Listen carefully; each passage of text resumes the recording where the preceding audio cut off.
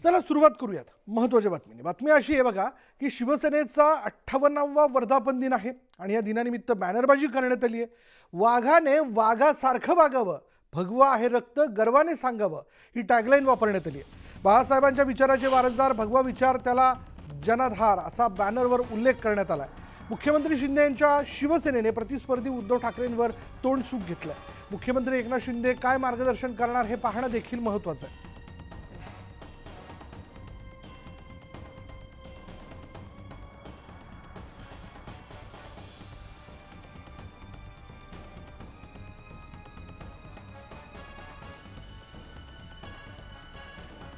बॅनरबाजी जी करण्यात आलेली, वरळीमध्ये बॅनरबाजी करण्यात आलेली आहे। वाघाने वाघासारखं वागावं, गर्वाने रक्त भगवा आहे असं सांगावं।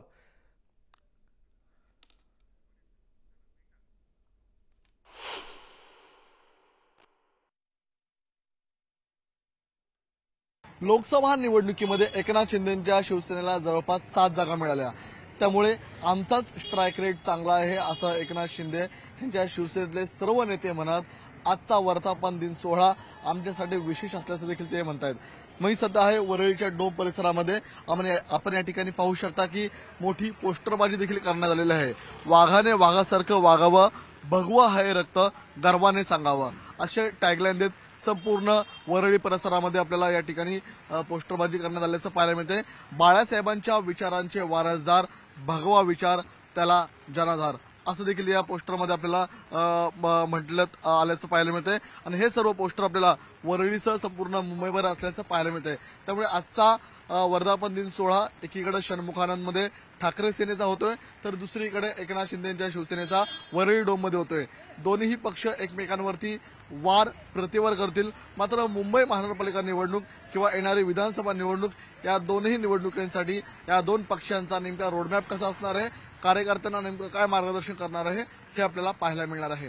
व्हिडिओ जर्नलिस्ट हर्षल सह मी तुषार रुपनवर, न्यूज 18 लोकमत, वरळी। चला यानंतर जाऊयात आमच्या प्रतिनिधी प्रणाली कापसे यांच्याकडे। एकीकडे आपण बघतोय प्रणाली की शिंदे गटाकडनं देखील वर्धापन दिन साजरा करण्यात येतोय, दुसरीकडे उबाटा गटाकडनं देखील तो जोरदार साजरा करण्यात येईल। लोकसभेच्या निकालानंतर इकडची लहर जी आहे किंवा इकडची ऊर्जा जी ती फारच मोठी दिसून येते, त्यामुळे आज उद्धव ठाकरे काय नेमकं शिवसैनिकांशी संवाद साधतील, काय वाटतं? स्वाभाविक आहे की लोकसभेच्या निवडणुकीनंतर शिवसेना उद्धव बाळासाहेब ठाकरे या पक्षाचा उत्साह वाढलेला आहे। त्यानंतरचा हा वर्धापन दिवस असल्यामुळं हा मोठ्या जल्लोषात उत्साहात साजरा केला जाईल।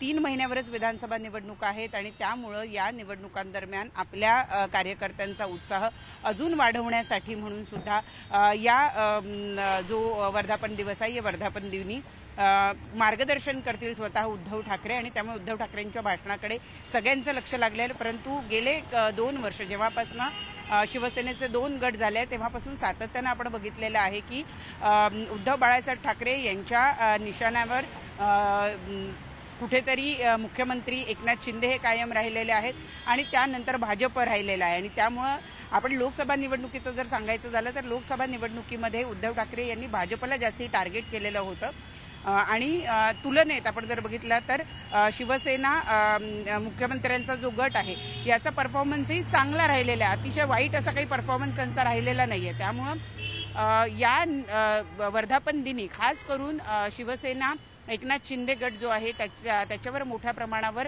टार्गेट करण्याचा प्रयत्न उद्धव ठाकरे करतील आणि त्यानंतर उर्वरित भाषणे जे असेल तर नक्की भाजपला टार्गेट केलं जाईल की भाजपनं कशा पद्धतीनं राज्याची वाताहत केलेली आहे आणि या वाताहतीमधून जर बाहेर यायचं असेल तर आपलं सरकार आलं पाहिजे आणि महाविकास आघाडीचं सरकार आलं पाहिजे आणि त्या दृष्टीनं सगळ्या पदाधिकाऱ्यांनी काम करावं, जीव ओतून काम करावं असाच स्वरूपाचं मार्गदर्शन आज उद्धव ठाकरे करतील, यात काही शंका नाही।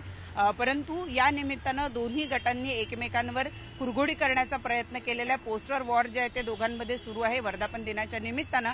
आणि वरळी असेल, प्रभादेवी असेल, दादर परिसर असेल, जिथं शिवसेनेचे बालेकिल्ले मानले जातात त्या ठिकाणी संपूर्ण परिसर हा वेगवेगळ्या पोस्टर्सनी आणि झेंड्यांनी भरून गेलेला आपल्याला बघायला मिळतोय। धन्यवाद प्रणाली या सगळ्या माहितीबद्दल। आणि आमचे प्रतिनिधी